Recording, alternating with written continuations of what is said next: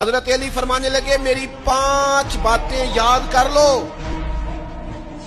اور فرمانے لگے اونٹوں پر بیٹھ کر تلاش کرنے نکلو گے تو یہ باتیں تمہیں ملیں گی کہیں بھی نہیں۔ پہلی بات یہ یاد رکھنا، بندے کو امید صرف اپنے رب سے رکھنی چاہیے۔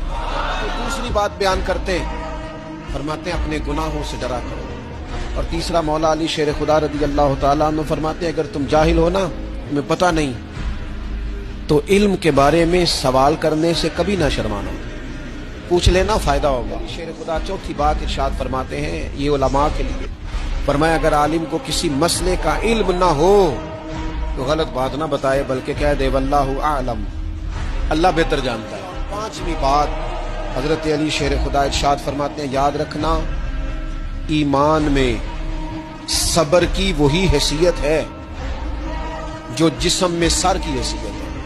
حضرت علی سے کسی نے کہا تھا میرے دل پہ بوجھ بڑا رہتا ہے، تو حضرت علی فرمانے لگے نہ لوگوں کا مذاق اڑایا کر، نہ لوگوں پر زیادہ غصہ کیا کر، اس لیے کہ جب تو لوگوں کا مذاق اڑائے گا تو پھر بھی تیرا دل اس کا بوجھ سہ نہیں سکے۔ آپ کسی پر غصہ کر کے نا جتنے مرضی بھی آپ دلیر ہیں، تکلیف آپ کو بھی ہوتی ہے۔